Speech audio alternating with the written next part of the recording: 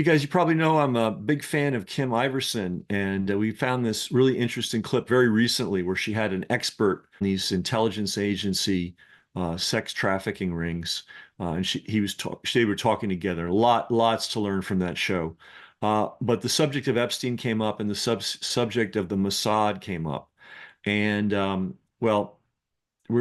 I have some commentary on that, which I'll give you in a second. But the other commentary, and I want to do a show on this at some point, is obviously am constantly railing against the CIA and the FBI and the NSA. But understand, I'm talking about the management, not even the management, but the hierarchy, the higher up people. They are corrupt beyond human comprehension. But within all these agencies, there's a lot of decent people. And the reality is a lot of stuff that we know because agents, good agents, have let the material out of the bag. So I'm going to do a show on that someday. There's a lot of history that got changed because a good agent or a good group of agents said, you know what, we can't stand this anymore. We're going to release this information. Anyway, there's a little hint of that in this short conversation between Kim and this expert. But then they go off track on Epstein, and I'm going to comment on that off trackedness as soon as you've seen the clip. Palm Beach Police Chief Michael Ryder, who's one of the real heroes in this story, he just went ballistic, and he took a lot of heat. I mean, he was followed and stuff was put on his front door steps. I mean, but he wouldn't back down, and he started complaining to the feds, and that's when the feds got involved. And so the feds had the state tack on a child abuse charge. Mm-hmm. Epstein was looking at 15 years for the child abuse, and that grand jury had indicted him on one count of adult pandering. So he was looking at 20 years. And he got 18 months in the county jail. And actually, he had to serve 13 months, and he could get out. They let him out during the day, and he could molest young girls and then go back and sleep in his cell at night.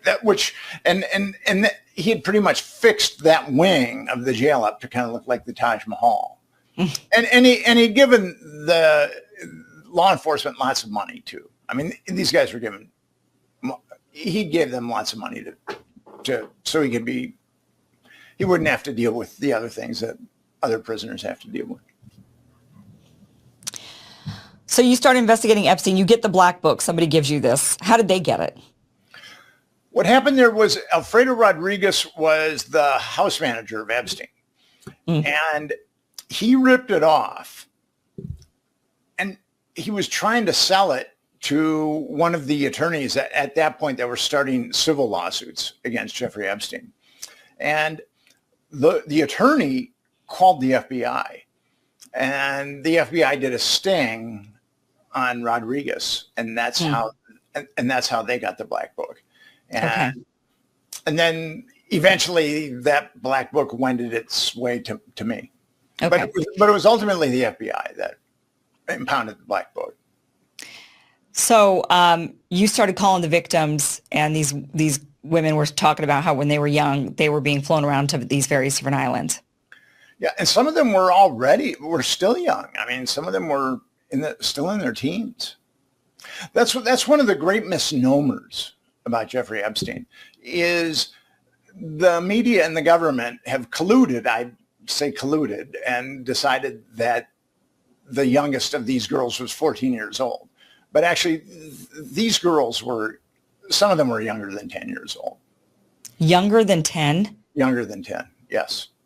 Why is that not made it out into the media? What stops that? Well, I mean, the media has just been ethical eunuchs about this. I mean, no major media in the United States of America has called for justice.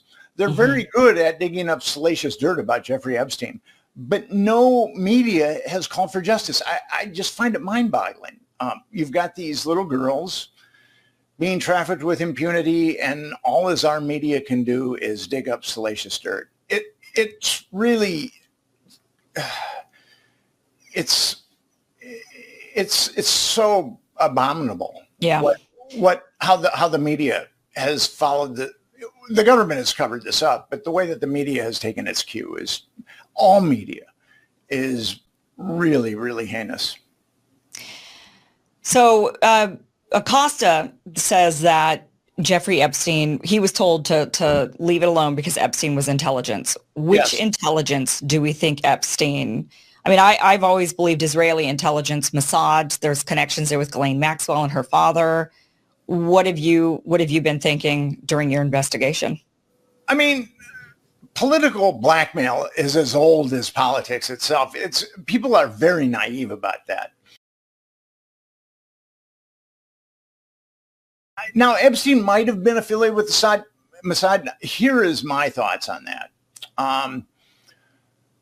Epstein might have been affiliated with the Mossad, but there's no way that the CIA is going to let the Mossad compromise American politicians on American soil and not get a cut of the intelligence.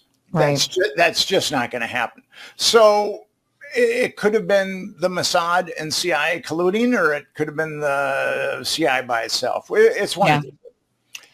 Okay, so I admire this guy a lot. He's the real deal. He's done just the most phenomenal reporting. And I admire Kim a lot. She's got him on and they're talking in depth on this subject, which no one else seems to want to talk about in a serious way. They all want to cover it with the most salacious, from the most salacious angles possible. They also leave out the full extent of the crimes. Not Kim and this fella. They're going into it. But, you know, even the investigative reporters, forget the New York Times, but even the investigative reporters just don't get into how evil this was. And it was not just, 17-year-old girls. It went way, way lower as this was revealed in this conversation. But this expert, I don't understand how he cannot realize that this was a Mossad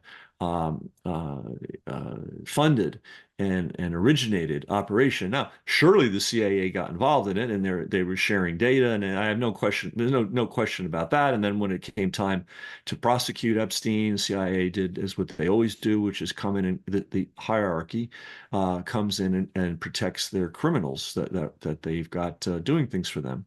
But this was absolutely, positively Mossad inspired and funded. We know that, and it's in our film. Why Are These Israelis Dancing?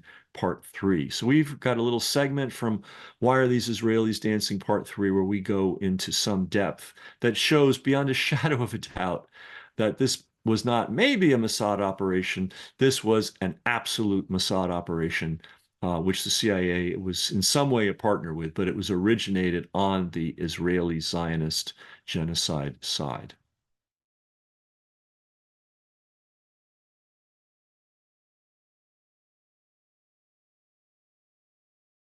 Bill Hamilton, who created Promise, told me in an interview is that it is his understanding that Epstein got a copy of Promise from Robert Maxwell and that it was used to keep track of the victims. I'm going to call them victims for the intelligence agency. If one needs, let's say, Promise, which was the precursor to PRISM, to keep track of these trafficked victims, does that not indicate to you that it is a much bigger operation than what mainstream media has led us to believe? And then one last thing with Wexner in terms of understanding Israel-Palestine beyond the walls is that it was Wexner who led the way in hiring Frank Luntz, the notorious GOP guru of spin, basically known as a pollster, one of the proteges of Arthur Finkelstein, who actually helped bring Netanyahu into power as prime minister the first time around in 1996. Wexner hired Luntz in the immediate wake of the launch of the American-Iraq War in 2003 that was very largely driven by the power politics of the Israel lobby, as explained in Chapter 8 of the Israel lobby by Mearsheimer and Walt, where Luntz was hired by Wexner to specifically take on the propaganda, the PR inquiry into how to pitch the Iraq War as in American interest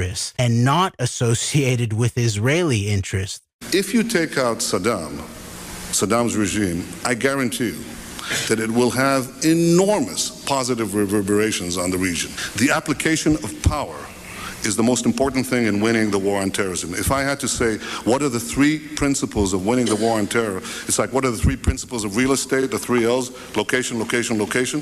The 3 principles of winning the war on terror, are the three W's: winning, winning, and winning.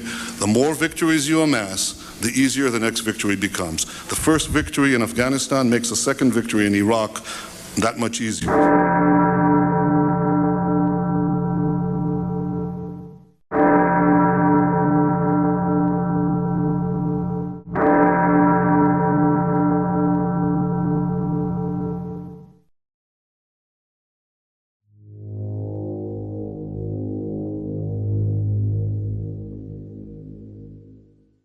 Brass Check TV, free to you, not free to us.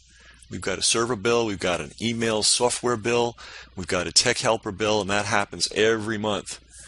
So to everybody that is supporting us financially, that's paying for their subscription in one way or another, we really appreciate it. If you're not, consider doing so. Everybody's got money for the newspaper and the cable bill and all that. Do you have money for media that's actually serving you? That's really the issue here. And when you help us, it allows us to get this information out to the world. So thanks to all our supporters, and if you're not a supporter already, please consider becoming one.